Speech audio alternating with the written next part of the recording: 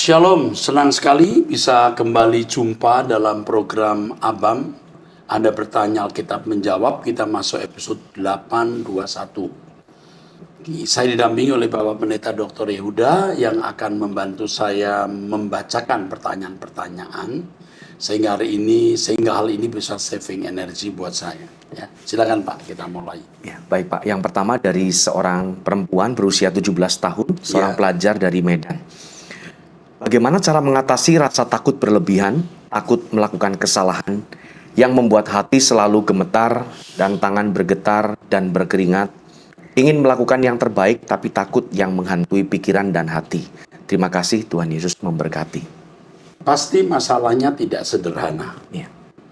Pasti kamu memiliki latar belakang yang membuat kamu berkeadaan seperti ini. Saran saya, kamu dikonsul oleh seorang psikolog untuk menemukan titik persoalannya. Dan ini perlu pendampingan yang panjang. Ya. Saya kira kita harus memberi kesempatan remaja ini untuk kita bimbing. Ya. Ya. Tidak bisa saya jawab dalam sekejap karena pasti ada latar belakang sampai kamu berkeadaan seperti ini. Kamu akan didampingi oleh kami, ya. Coba nanti saya cari psikolog atau seorang mentor yang baik yang membimbing kamu. Tapi yang jelas kamu pasti bisa menyelesaikan masalah ini. Tidak ada masalah yang tidak bisa diselesaikan, tidak ada penyakit yang tidak bisa disembuhkan. Ya, maksud saya penyakit yang terkait dengan kejiwaan. Pasti Tuhan akan sembuhkan. Ini mental illness ya. Jadi tidak bisa saya jawab dalam satu kalimat, satu penjelasan, nanti malah rancu ya. Tapi yang jelas Tuhan masih bisa menyembuhkan kamu nak. Dan Tuhan mau menyembuhkan kamu. Oke. Berikutnya Pak, dari seorang janda berusia 66 tahun, ditinggal meninggal suaminya ketika tahun 1997, tidak memiliki anak. Shalom Pak Erastus, saya sering sekali kalau ibadah tidak memberi persembahan. Misalkan uang saya tinggal 52.000, waktu untuk menutup akhir bulan masih jauh. Saya sering berpikiran ini untuk membeli lauk. Apa saya berdosa Pak? Terima kasih Pak Eras, sehat selalu beserta semua tim yang ada.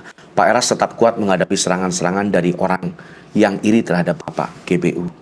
Terima kasih. Ibu, pelayanan yang sesungguhnya pada dasarnya menyenangkan hati Tuhan. Dari apa yang kita pikirkan, renungkan, ucapkan, dan lakukan. Itu pelayanan yang sesungguhnya. Ibu lakukan ini dengan baik, maka itu menyenangkan hati Tuhan. Tubuh ibu adalah bait Roh Kudus yang membutuhkan makanan yang baik atau sehat. Ketika ibu memberi makan tubuh dengan makanan yang sehat, itu bagian dari pelayanan. Karena tubuh kita bait Roh Kudus. Jadi ibu tidak memberikan persembahan karena uang untuk makan itu tidak dosa sama sekali. Ya, Tuhan itu bukan Tuhan yang egois, yang maksa orang memberi uang untuk gereja. Ya, jadi ibu jangan merasa bersalah tidak bisa memberi uang untuk gereja. Itu kalau prinsip saya ya, mungkin beda dengan prinsip pendeta lain. Tetapi ini prinsip yang paling benar. Suatu hari ibu diberkati, pasti ibu diberkati dengan materi atau finansial. Ibu pasti tidak keberatan. Dari kalimat ibu ini, ibu orang yang mau memberi. Tapi karena situasi tidak bisa, tidak masalah ya. Oke, Tuhan memberkati. Berikutnya Pak, dari seorang wanita berusia 52 tahun, salah satu jemaat di satu gereja di Bandung. Shalom Om, malam ini saya terbangun dan belum dapat tidur lagi Om. Perkataan adik angkat saya tadi pagi, seorang pendeta di Toraja terus terngiang-ngiang di telinga saya. Dia berkata di sana diadakan pertemuan hamba-hamba Tuhan membahas tentang potongan video Om yang sudah viral itu. Mereka membahas tentang Om yang sesat kata mereka. Dengan keterbatasan kata-kata saya berusaha menjelaskan. Itu kan hanya potongan khotbah yang diambil orang. Jadi kata-katanya itu belum lengkap. Saya juga bilang, Om Eras bilang kalau saya tidak mengakui Yesus sebagai juru selamat, saya berhenti jadi orang Kristen. Rasanya hati saya sekarang sesak Om, teringat kata-kata itu. Oh ya Om, adik saya itu baru tahu saya sekarang bergereja di gerejanya Om. Makanya dia membahas itu. Dia juga kenal Om Eras sejak dulu, karena banyak kesaksian baik yang kami dengar tentang Om dari beberapa orang dekat kami yang pernah sekolah di Petamburan dulu. Makanya dia berkata pada saya, masa sih Om Eras berkata seperti itu? Dengan ini saya mungkin bisa meminta cuplikan kata-kata Om yang sedang menerangkan bahwa perkataan itu hanya kalimat potongan dari yang pernah saya dengar dalam khotbah atau abam Om pernah menjelaskan. Karena saya tidak bisa memotong sendiri penjelasan itu Om. Biar saya bisa kirim ke adik saya dan adik saya juga bisa membagikannya kepada orang lain. Terima kasih Om, sehat terus ya. Kasih sayang saya dan Tuhan Yesus selalu untuk Om dan keluarga, serta teman-teman dan saudara seperjuangan lain. Bersama kita saling menguatkan dalam penantian kita dijemput ke LB3. Ya, orang yang memotong video saya itu kejam sekali. Kejam sekali. Dia menyesatkan dan merusak pelayanan pekerjaan Tuhan yang besar yang Tuhan percayakan kepada saya. Kalau saya tidak melayani dengan baik, saya tidak di pihak Tuhan, maka orang yang motong video itu diberkati. Tapi kalau saya dalam pelayanan yang benar, ya masing-masing bertanggung jawab kepada Tuhan. Di video itu saya sebenarnya sedang menjelaskan bahwa juru selamat yang sejati, artinya yang orisinil, yang penggagas, yang inisiator itu Allah Bapa, bukan Yesus. Tetapi pelaksana dari proyek penyelamatan untuk jiwa-jiwa manusia itu Yesus. Jadi Yesus apakah juru selamat? 100% ya. Dia eksekutor. Dia pelaksana, dia yang mati di kayu salib menebus dosa kita. Tapi inisiatornya bukan Yesus. Yesus sendiri berkata, aku datang bukan karena kehendakku sendiri, kehendak Bapa. Anak tidak bisa berbuat apa-apa tanpa Bapa. Nah, bisa saja orang memotong video kata sebenarnya itu terhapus atau diperlemah. Ya, dan tidak melihat konteks seluruh pembahasan. Kalau pendeta dipimpin Roh Kudus pasti akan bicara. Tetapi coba selidiki. Ya. Kalau orang sembarangan menuduh orang lain, coba apakah ada roh Allah di dalam diri? Tetapi itu urusan masing-masing. Untuk kamu, saya harus memberitahu bahwa saya percaya, meyakini, dan menerima Yesus sebagai juru selamat. Maka lagu yang saya karang, yang sekarang juga sering dinyanyikan adalah Yesus Engkau Tuhan dan Juru Selamatku. Kau telah mati, tebus dosaku. Tapi orang sudah terlanjur marah. Dia tidak mau mengakui bahwa saya mengakui Yesus sebagai Tuhan dan Juru Selamat. Dia pikir saya pelin-pelan. Ya, dengarkan dulu seluruh khotbah atau seminar saya. Tetapi kita harus menerima dan pasrah kepada Tuhan. Ini pekerjaan kuasa kegelapan, ya. Pekerjaan kuasa kegelapan. Oke, teruskan. Berikutnya Pak, dari seorang pria berusia 52 tahun, menikah, tinggal di Jakarta. Shalom Pak Erastus, saya ingin memberi usulan saja Pak. Akhir-akhir ini sedang memanas konflik Israel-Palestina, dan begitu banyak berseliweran komentar-komentar yang pro dan kontra, dan seakan-akan tiba-tiba semua jadi ahli dalam hal ini. Nah, mungkin sebaiknya akan lebih bijak jika Bapak atau pendeta-pendeta GSKI lainnya dapat menghindari menyebut Allah Israel untuk menghindari potensi kesulitan-kesulitan yang mungkin dapat terjadi atau tidak menambah potensi bullying yang sedang ditujukan pada Bapak atau GSKI. Karena kata Palestina dan Israel sedang sensitif saat ini. Lagi pula kata Allah Israel bisa digantikan Elohim Yahweh, Allah Bapa, Bapa di sorga, dan lain-lain. Bukankah begitu Pak? Demikian usulan saya, sekiranya Bapak berkenan. Terima kasih, Tuhan Yesus memberkati. Ini juga sebenarnya usulan saya beberapa tahun lalu. Waktu ada memanas kasus Israel dan Palestina waktu itu. Ya. Saya juga sudah pernah mengusulkan. Tetapi kita sebelum masalah konflik negara Israel dengan kelompok Hamas ini memanas, kita sudah biasa dengan penggunaan kata Allah Israel sebagai atribut Allah yang benar. Jadi kita sementara waktu mengurangi itu bagus, ya. Ya. Usul yang baik. Saya juga sudah memikirkannya. Tetapi kita tidak boleh menghilangkan sama sekali. Karena itu atribut Allah Bapa. Ya. Bahkan kemungkinan memang Allah mengendaki kita menggunakan kalimat Allah Israel untuk membuka mata dunia sebenarnya siapa Allah yang benar.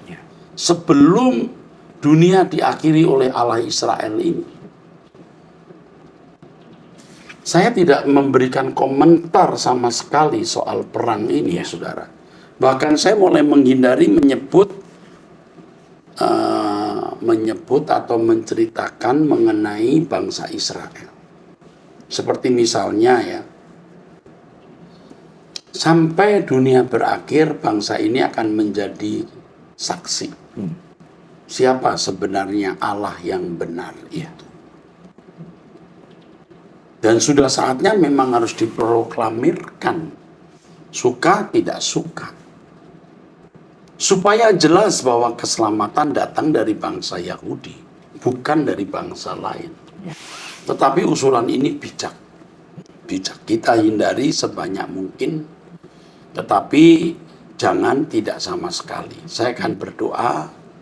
Apakah saya boleh menyebut sering-sering atau tidak, juga pendeta-pendeta GSKI, atau memang Tuhan justru mengendaki ucapkan untuk memproklamirkan supaya jelas, supaya tajam siapa Allah yang benar itu. Tetapi masukan ini bijak, karena saya sendiri pernah memberikan usulan ini. Oke, saya kira cukup. Terima kasih untuk usulan yang sangat baik. Selanjutnya Pak, dari seorang wanita berusia 69 tahun, menikah, memiliki 3 orang anak, tinggal di Jakarta. Menantu saya sering pergi bersama dengan seorang janda teman SD-nya. Menantu saya sering diajak keluar kota, bahkan sampai 5 hari baru balik ke rumah. Sehingga rumah tangga anak perempuan saya sering ribut-ribut. Pak, tolong dukungan doa supaya rumah tangga anak perempuan saya akur-akur lagi. Terima kasih Pak. Kalau memang lakinya tidak bertobat, belum takut akan Allah, tidak bisa dihindari. Yang penting anak ibu takut akan Allah, mencari Tuhan, hidup dalam kesucian. Tuhan akan membela. Itu jadi masalah kecil bagi Tuhan. Bagi kita juga jangan sampai membuat kita memiliki keseimbangan emosi, perasaan menjadi guncang. Ya, sampaikan kepada anak perempuanmu, Tuhan akan membela. Hidup kudus, melayani Tuhan, menjadi kekasih Tuhan, Tuhan yang akan membela kita.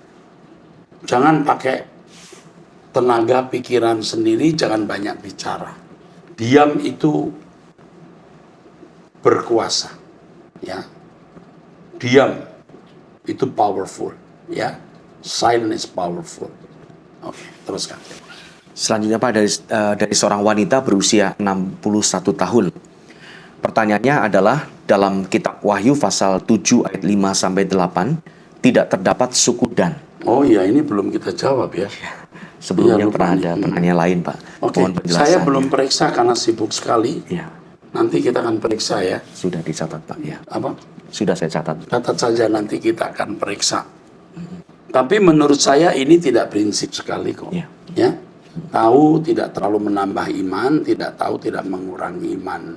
Nanti kita akan lihat ya. Nanti kita lihat teks aslinya apakah ada suku Dan atau tidak. Oke. Dan kalau itu di kitab Wahyu, harus kita akui bahwa banyak yang belum bisa disingkapkan. Ya. Jadi kalau ada pertanyaan dari kitab Wahyu, kita juga harus jujur mengatakan tidak jelas. Dan kita tidak bisa menjawabnya karena memang belum diberi penyingkapan. Tapi yang ini nanti kita periksa lagi. Oke, Tuhan memberkati. Selanjutnya Pak, dari seorang wanita berusia 40 tahun, masih single, seorang editor, tinggal di DI Yogyakarta. Ya. Shalom Pak Eras, saya ingin meminta saran atau nasihat Bapak untuk suatu hal konyol yang sudah memakan korban. Kakak saya getol menggunakan insider apps dalam Toktik yang dia yakini adalah ghost detector. Ya, dia sering sekali memotret orang-orang melalui kamera HP yang dibuka di app tersebut. Saya sendiri bukan pengguna app itu, tapi saya sudah menyelidiki sebenarnya itu semacam app untuk AI generated anime yang just for fun, sama sekali bukan ghost detector yang biasanya berbasis thermal scanner. Objek yang difoto dari app itu akan diubah menjadi tampilan anime yang random dan banyak yang horor. App tersebut viral, jadi banyak sekali user yang mengakses pada saat yang sama, sehingga sering busy dan sangat berpotensi terjadi glitch. Jadi secara logika app itu sama sekali tidak bisa dipercaya. Itu just for fun dan untuk meraup cuan dari iklan. Konyolnya dua sepupu saya sangat percaya pada app itu. Hari itu kami sedang keluar kota bareng dan tinggal di hotel, saya menjadi targetnya. Saya difoto puluhan kali yang tentu menghasilkan puluhan anime horor acak berbentuk leak, kunti, muka rata, tuyul, dan lain-lain. Nah, mereka menyimpulkan bahwa saya kerasukan puluhan setan. Dan malam itu dari jam 00, mereka langsung mengajak 3 orang pendoa dari gereja mereka sendiri lewat video call. Mereka berlima melakukan eksorsisme brutal pada saya. Saya dikepret-kepret air keran, dipelototin, dibentak-bentak kasar sampai terjadi hujan lokal, dituding-tuding liar, sampai saya takut mata saya ketusuk jarinya. Sampai jam 4 pagi, kata mereka setan-setannya bandel, tidak mau keluar. Lalu mereka tanya, siapa pendeta saya? Karena saya pengikut setia Truth ID sejak awal pandemik, saya menjawab, pendetaku Pak Eras. Lalu mereka bilang, hah? Awas, ntar kau masuk neraka. Mereka akan mengulang lagi eksorsisme itu jika ada kesempatan lain. Mereka penasaran karena puluhan setannya tidak mau keluar. Selama eksorsisme brutal itu, saya hanya diam dan berdoa dalam hati. Saya tidak mungkin berlari keluar kamar hotel, entah bikin gaduh. Jujur saya agak trauma dengan peristiwa itu, justru mereka yang lebih mirip orang kesetanan. Nah, hal serupa diulang lagi pada orang lain, Pak. Kedua sepupu saya itu orang berpendidikan tinggi, kenapa bisa morai? Maaf, saya nggak tega menggunakan bahasa Indonesia. Karena hal ini sudah memakan korban beberapa orang. Dan akibat lainnya, sepupu saya jadi paranoid, selalu mengandalkan app dalam toktik tersebut untuk persetanan, dan dia merasa ada setan nempel di kakinya, nangkring di kepalanya, ada dalam tembok dan langit-langit kamarnya, dan lain-lain. Lalu dia merasa badannya pegal-pegal karena digelayuti setan, sampai setiap hari dia harus pelepasan sendiri. Tapi dia merasa setan-setan itu akan segera datang lagi setelah diusir. Itu masalah apa sebenarnya, Pak? Bagaimana saya harus menyikapi mereka jika mereka nekat melakukan eksorsisme brutal itu lagi pada saya? Apa yang dapat saya lakukan untuk menolong mereka? Karena mereka tipe orang yang merasa dirinya paling benar. Mohon nasihat Pak Eras. Dan satu lagi, saya sudah mengirim satu lukisan buatan saya ke Sekpus Rehoboth, khusus untuk Pak Eras dan Ibu Suharni. Judulnya A Journey Through Mount Membra, sebagai bentuk sederhana dan kasih dan dukungan saya untuk Bapak rohani saya yang terkasih. Mohon diterima ya Pak. Maafkan saya kalau lukisannya masih jelek. Saya masih baru belajar melukis. Maaf ini panjang sekali. God bless you abundantly. Yang pertama, terima kasih untuk lukisannya. Saya sudah terima. Saya sudah perintahkan staf saya untuk membuat bingkai. Yang saya kagum tulisan itu, gambar itu, 2 orang yang jalan itu persis mirip saya dengan istri saya. Itu langsung asosiasi dan asumsi saya ke saya dan istri saya. Menurut saya lukisan itu tulus ya, dan saya bingkai. Saya akan tidak lupa dengan Anda. Pelepasan itu kami lakukan di sini. Kami selalu melakukan pelayanan pelepasan. Bahkan saya dari muda memang seorang pelayan pelepasan. Ya. Tapi tidak begitu. Ini orang tidak memiliki pengetahuan yang cukup untuk pelepasan sehingga tidak bisa membedakan antara pelepasan untuk kuasa gelap atau eksorsisme dan pelayanan untuk masalah kejiwaan. Kamu tidak punya masalah kejiwaan, juga tidak punya masalah kuasa gelap. Nah, ini lebih buta ini buta. Saya sendiri kalau musir kuasa gelap, ini bukan kuasa gelap, ini kejiwaan. Saya tidak teruskan. Bukan setannya bandel, memang dia tidak ada unsur eksorsisme, tidak ada unsur okultismnya, sehingga tidak perlu eksorsisme. Jadi lebih baik kamu hindari orang-orang ini dan kamu berkata, saya tidak mau kamu doakan. Tegas, aku tidak mau kamu doakan. Saya nggak mau. Nah, salah kamu nggak tegas. Kamu harus tegas, tidak ya? Saya bukan orang kerasukan setan ya. Sampai titik tertentu kau bilang saya laporkan polisi loh, kamu kalau begini menganiaya saya. Kalau saya ada kuasa gelap, saya datang ke Bapak Rohani saya, Pak Eras. Pak Eras akan mendoakan saya dan saya akan doakan kamu. Tinggal di mana ya ini? Nggak dijelaskan. Hah? Oh, di Jogja Jakarta, tadi. iya ya. Jogja Di tadi ya? Yogyakarta, ya. Daerah istimewa Yogyakarta, Pak. Iya, enggak apa-apa. Nanti kalau kamu memang perlu pelepasan, bilang, saya akan didoakan Bapak Rohani saya, tidak perlu kalian. Kamu harus tegas mengatakan tidak. Kamu harus menolak mengatakan tidak. Ya, orang-orang ini tidak bijaksana. Apalagi yang digunakan itu menggunakan aplikasi. Waduh, ini tidak benar. Sangat tidak benar. Lalu dia berkata, kamu akan masuk neraka. Begitu menyebut, kamu ikut saya. Lah, saya kan kenal diri saya. Bagaimana kita berusaha untuk hidup suci, bagaimana kita melayani Tuhan dengan sungguh-sungguh. Dia tidak kenal kita. Oke, saya kira cukup. Teruskan. Berikutnya Pak, dari seorang pria berusia 39 tahun, sudah bercerai, tinggal di Kalimantan Tengah. Iya. Shalom Pak Gembala yang terkasih, saya yakin Pak Eras dan segenap tim selalu diberkati oleh Allah Elohim Yahweh Ya. di dalam Tuhan Yesus Kristus. Saya mengikuti khotbah-khotbah Bapak lebih kurang sejak tahun 2018 melalui FB awalnya, kemudian YouTube Pak. Saat itu saya sedang mengalami goncangan rumah tangga yang hebat sampai bercerai. Secara singkat penyebabnya adalah ketidakcocokan dalam segala hal, persoalan ekonomi karena penghasilan saya lebih kecil dari dia, dan akhirnya ada pihak ketiga yang membuat saya sangat terpukul dan hancur, ditambah lagi saya didatangi gugatan cerai. Mendengarkan pengajaran-pengajaran yang Pak Eras sampaikan secara bertahap, saya mulai bisa mengampuni dan merelakan apa yang terjadi, sebab Pak Eras selalu mengajarkan kesucian dan kekudusan hidup, benar tak bercacat celah seperti Tuhan Yesus, dan hanya mengarahkan harapan dan hidup untuk LP3. Sampai sekarang bersyukur bisa mengikuti Pak Eras sekalipun dalam banyak keterbatasan.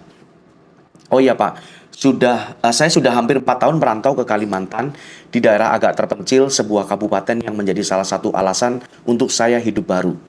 Selama ini saya bekerja paruh waktu karena di sini begitu sulit dapat pekerjaan, melamar ke perusahaan-perusahaan sangat sulit hanya modal ijazah SMA.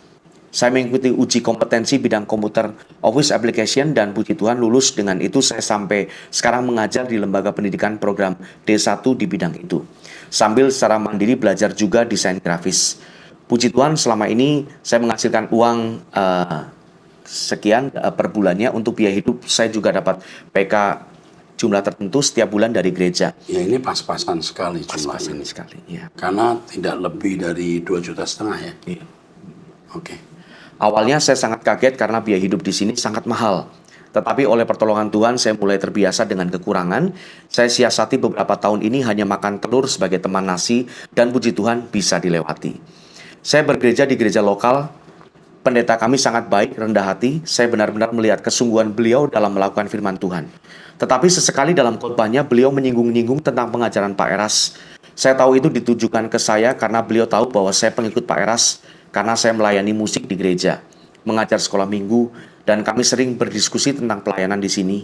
Sepertinya beliau penganut Trinitarian yang menganggap final doktrin buah dari konsili bapak-bapak gereja pendahulu. Tapi saya maklumi mungkin beliau tidak menyeluruh mengikuti pemaparan Pak Eras selama ini. Hasilnya saya merasa sendirian dalam pemahaman iman yang senafas dengan kebenaran yang Pak Eras ajarkan. Mohon dukungan doa Pak Eras. Saya rindu melayani dalam bidang komputer, terkhusus untuk anak-anak muda di sini. Masih sangat awam dengan komputer. Kasihan Pak, mereka dengan orang tua yang pas-pasan, ingin punya skill seperti anak-anak kota, tapi tidak mampu menjangkau kemajuan teknologi. Setidaknya kalau menguasai komputer, ada bekal untuk masa depan pekerjaan mereka. Saya mencari hibah laptop atau komputer bekas tidak mudah. Tapi puji Tuhan sekarang ada hibah laptop jadul, 2 buah akan digunakan untuk kursus komputer gratis, walaupun tidak bisa mengeluarkan sertifikat. Mohon doa Pak Gembala, kiranya Tuhan membuka jalan untuk pelayanan ini. Terima kasih Pak Gembala, Pendeta Eras dan Pak Pendeta Yehuda yang sudah mendampingi. Sehat selalu Pak, panjang umur untuk kemuliaan Tuhan. Amin. Pria ini baik. Sudah hancur, baru baik. Ya. Kalau tidak hancur mungkin tidak baik. Kadang-kadang kita dihancurkan untuk kebaikan. Pria ini bisa menjadi agen kita di sana, Ya. agen suara kebenaran. Ya. Ya, kita bisa didik untuk pelayanan, ya. Jangan melawan pendeta yang trinitarian, diam dulu. Tapi mungkin Anda tidak akan bisa lama di situ. Ya. Karena prinsip, Anda bisa membuka pelayanan sendiri atau melalui online saja. Lalu kami memikirkan bagaimana Anda punya visi memberi Pelatih. pelatihan gratis itu, ya. Nanti Pak Yehuda akan hubungi, ya, Siap. hubungi. Ya. Lalu kalau di antara anak-anak muda di sana orang-orang baik yang terpanggil melayani Tuhan, itu bisa saya beri beasiswa untuk program pendidikan guru agama, program sekolah tinggi teologi, Ya. juga bisa program PAUD, Hmm. juga program satu lagi yang sedang kami pikirkan, Fakultas Guru Agama SD. Ya. Ya, sekarang guru SD pun harus sarjana, nggak bisa tidak. Nah, ini kita akan pikirkan. Ya. Kami bisa membantu Anda, ya. We love you, kamu tidak sendiri, kamu masih bersama kami, kamu anak rohani saya akan mendampingi kamu terus. Pak Yehuda akan hubungi beliau, Tuhan berkati. Ya. Teruskan. Berikutnya Pak, dari seorang pria berusia 43 tahun, menikah, memiliki 2 anak, tinggal di Jakarta Utara. Ya, Terima kasih sebelumnya Pak, sehat selalu Pak. Saya Kristen dari kecil, saya anak pendeta di Jawa Timur. Ayah saya sudah almarhum dan ibu juga sudah almarhum. Pak, saya membutuhkan bantuan untuk bisa melepaskan keterikatan saya dalam hal porno, ya, dalam dosa-dosa tertentu ini, ya. dalam beberapa hal dosa-dosa tertentu. Lalu Efeknya terkena efeknya pinjol. terkena pinjol, saya mempunyai sifat yang sangat jelek, angkuh, suka memanfaatkan orang. Saya sudah banyak melihat pertolongan dari Tuhan dalam hal pekerjaan, akan tetapi dalam perjalanan saya masih mengecewakan Tuhan. Sudah beberapa kali saya mengecewakan istri dan keluarga besar saya sendiri. Dalam hal ini saya ingin benar-benar lepas dari cengkraman beberapa Judi. dosa ini. Iya, oke. Iya. Padahal saya sudah paksa hidup saya untuk dengar khotbah Pak Eras dan Pak Wignyo. Tetapi saya masih saja bandel untuk berusaha mendapatkan uang lebih dari judi untuk kehidupan keluarga saya sampai hari ini. Saya pakai uang judinya bukan dari uang gaji, Pak. Saya tetap prioritaskan untuk gaji. Saya prioritaskan untuk gaji saya kasih ke istri. Untuk judi biasanya saya pakai dari uang kerja sampingan, Pak, dengan tujuan untuk melipat gandakan. Untuk saat ini istri sebenarnya sudah tahu kalau saya sedang ada masalah. Tapi saya berusaha untuk tutupin bahwa tidak ada masalah dalam hal keuangan. Padahal saya banyak pinjam di pinjol. Istri saya sudah banyak berubah semenjak ikutin Pak Eras. Mohon maaf saya terlalu panjang untuk cerita Pak. Intinya saya membutuhkan mentor untuk saya bisa berubah dalam mengatur keuangan Pak. Saya nggak berani minta bantuan ke istri. Jika berkenan ada yang bisa memberikan mentor ke saya Pak. Terima kasih sebelumnya Pak. Sehat selalu ya Pak. Terima kasih atas waktu yang sudah diberikan di ABAM ini. Anda ini orang yang ada di persimpangan Ya. antara baik dan jahat. Anda telah memiliki kapital atau bekal yang baik dari orang tua. Ya. Dari khotbah yang Anda dengar, Anda memiliki naluri Kristen. Ya. Tetapi kedaginganmu kuat sekali dan kamu punya satu kelemahan yaitu menggampangkan masalah. Dan kedaginganmu yang kuat tidak kamu antisipasi jauh-jauh hari sehingga kamu sekarang terikat dengan dosa-dosa itu. Nah, kamu harus keluar dari keadaan ini. Caranya ya, kamu harus banyak doa pagi bersama saya, mendengarkan khotbah saya, ikut kebaktian kalau bisa onsite, doa bersama dengan saya hari Jumat malam 6:30. Atmosfer itu akan membuat kamu bisa lebih kuat. Tidak terjebak dalam dosa-dosa kedagingan yang kamu lakukan. Jadi, kamu punya ketidakstabilan itu tinggi. Ya. Jadi, kamu sangat situasional. Saat tertentu kamu bertobat, lagi nulis ini pun kamu lagi benar. Tapi setelah nulis ini kamu nggak benar lagi. Tapi dia membutuhkan mentor, nanti harus dibimbing ya. Ini termasuk lumayan parah. Kalau tidak segera dientaskan bisa rusak total. Ya. Yang saya lihat di sini kasihan istrinya. Ya. Istrinya itu ikut memikul beban, ya, memikul beban dari kesalahan suami. Ya ini belum bertobat sungguh-sungguh kamu, tapi nanti akan dibimbing. Ya, oke, sampai bertemu di episode yang akan datang. Tuhan memberkati.